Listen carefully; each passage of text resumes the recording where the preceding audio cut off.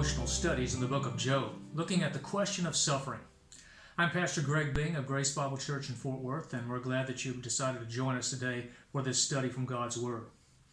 We have seen how God allowed Satan to attack a man who was described by God himself as blameless, as upright, a man who feared God and shunned evil, a godly man, the man Job, who lived in the time of the patriarchs. He first had taken away from him all that he had. His possessions, his herds and livestock were all taken away. A household of servants that took care of them were taken away. And he lost all 10 of his children who were killed. After that, Satan was allowed to touch his health, not his life, but his health. And that was taken away from him as well, as Satan struck him with painful boils that covered him from head to toe and did not give him any rest day or night. He had a life of absolute misery.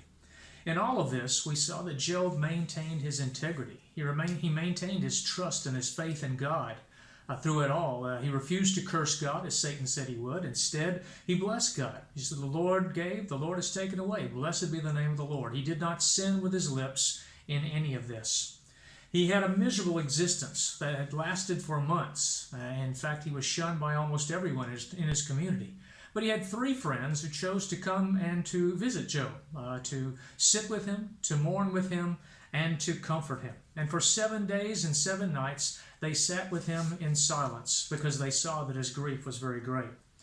Today we're going to look at the fact that Job breaks his silence. He's the one who breaks the silence, and he gives a lamentation that we see in Job chapter 3, expressing his despair over the condition that he was in. We see a different side of Job here a little bit. Certainly he still trusts God, he's still devoted to God, but we see a man here, a man of faith, struggling with that faith. We see a man questioning why he must endure these sufferings and wrestling with the question of what God's purpose could be in all of this. I think this is something that many believers struggle with sometimes in their lives when sufferings and adversity come their way. And so I think this study in Job will help us as we see how God leads him through this. The 3rd chapter of Job, his lamentation, breaks down into 3 sections. And again, remember, this is where we begin the section of poetry. Everything from here on out all the way up to chapter 42 is in Hebrew poetry. Number 1, he curses the day of his birth. Job chapter 3 verse 1 says, "After this, Job opened his mouth and cursed the day of his birth. And Job spoke and said, May the day perish on which I was born, and the night in which it was said, A male child is conceived. May that day be darkness. May God above not seek it, nor the light shine upon it. May darkness and the shadow of death claim it. May a cloud settle on it. May the blackness of the day terrify it." And you can see with the expression of Job's feelings here, he says he just curses the day in which he was born, the night in which it was said a male child is born. He says, may that day be darkness. May it be kind of just blotted out, and God not even know or seek it, and the light not shine upon it at all. So he's expressing some real painful feelings here. Look at verse 7. He says, "Oh, may that night be barren." That his mother would not have borne a child that night. They may no joyful shout come into it. He didn't want there to have been a shout of joy over the birth of a child, the birth of him on that night. And so he expresses those things. Why does he say all this? Well, look at verse 10. He gives us the reason for this in verse 10. He says, "Because it, the day of my birth, because it did not shut up the doors of my mother's womb." It did not cause me to never be born. It says, "Nor did it hide sorrow from my eyes." He says, if I'd never been born, he says, I wouldn't have had the sorrow that I'm experiencing right now before my eyes every single day. So that's his first wish. He curses the day in which he was born. Beginning in verse 11 and going down through verse 19, he wishes that he had died at birth. If he was going to be conceived, he says, I wish that I had just died at birth. And so he says in verse 11, why did I not die at birth?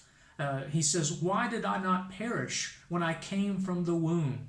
Why did the knees receive me? The knees of the midwife who received him as he came out of his mother's womb. He says, why the breasts that I should nurse? Why was there ever a need to nurse me?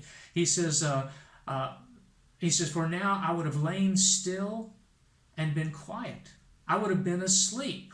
Then I would have been at rest. If I had never been born, he says, I would have been asleep. I would have been quiet. I would have been at rest. But right now, he has no rest at all. He has no sleep at all. He has no quiet, no calm, no peace in his life at all. And so he wishes that he could, that it had never happened. Now, look at verse 13. For now I would have lain still and been quiet. I would have been asleep. I would have been at rest. And look at verse 19. He makes this statement. He says, the small and the great are there. Now, he's talking about death. He says, I would have been dead. I would have been in Sheol. I would have been the abode of the dead. He says, and everyone is there. The small and the great are there. The servant is free from his master there. Look at verse 14. I would have been with kings and counselors of the earth, the ones who built ruins for themselves. I would have been with princes, verse 15, who had gold, who filled their houses with silver.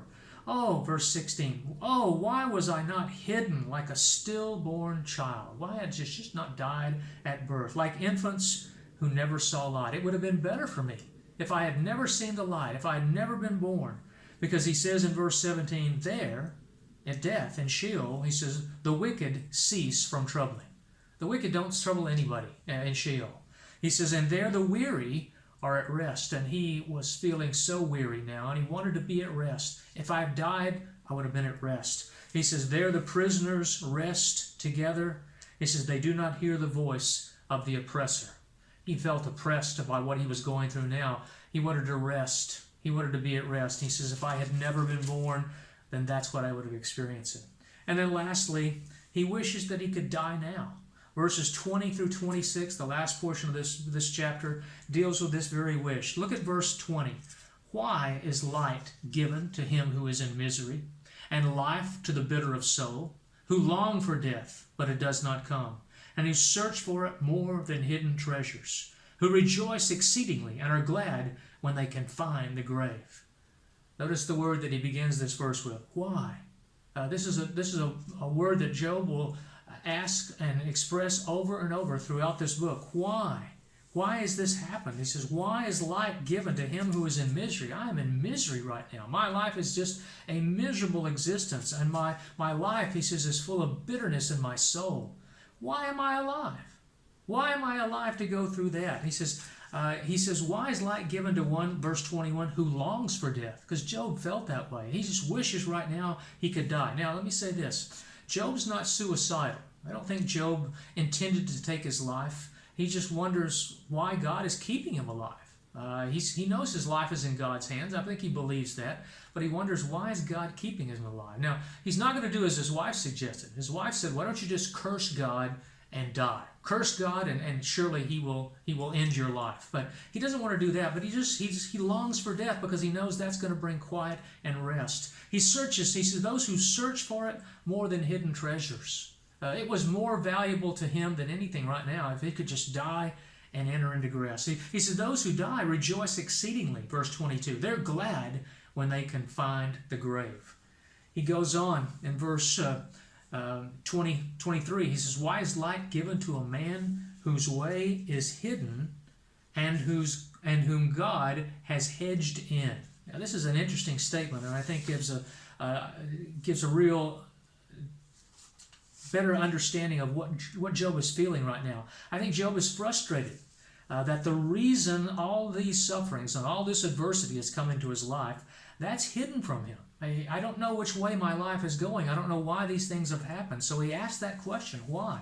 Job feels that he's no longer hedged in by God's protection. That's what Satan had said.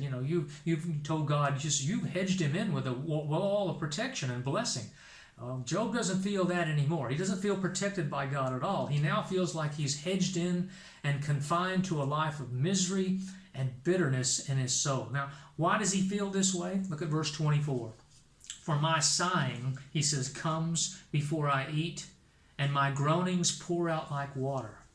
He says, my sighing at my misery, my groanings at the pain and the anguish that I'm feeling in my heart.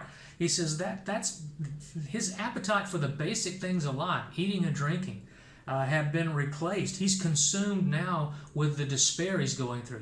He probably doesn't have any appetite. He doesn't feel like eating or drinking. It's just like all that he feels like doing is sighing and groaning. And then he says in verse 25, "For the thing I greatly feared has come upon me, and what I dreaded has happened to me." Now this seems to take us back before all of this even began. Before all the sufferings came into Job's life, he must have thought about this. He must have realized, that he had been tremendously blessed with God, with his possessions, with his family, with his reputation in his community, with his faith and his relationship with God, his devotion to God, and his life acting like a priest for his family and taking care of the spiritual needs of his children. All of those things were wonderful things. He was the greatest person in all the East in so many different ways. But he must have wondered about it. Why have I not experienced any troubles in my life? Why have I not experienced any sufferings? And now he says, the thing that I greatly feared, that's come upon me. The thing that I dreaded has happened to me. He's experienced those sufferings, and probably beyond anything he ever imagined that it might be. The sufferings are worse than he probably ever even thought about. He says in verse 26, "I am not at ease, nor am I quiet. I have no rest, for trouble comes." He said, "I'm not at ease," not any longer. He had been at ease before, but now that's gone. He doesn't feel at ease at all. He says, "Nor am I quiet." He's not still, he's not calm, he's continually stirred up by the pain, the suffering, and the grief at the loss he's experiencing. He says, "I have no rest," and that was true of him night and day. In his soul, in his spirit, in his body, there was no rest for him night or day. He says, "For trouble comes." Trouble has certainly come upon him, but it's almost like it's continuing to come upon me. It comes upon me every day, every night. I still go through it, and maybe even he wondered if things could get worse. I don't know how he could have imagined things to be worse, but maybe he worried about that. Job's 3 friends had kept silent for 7 days and 7 nights up until this point.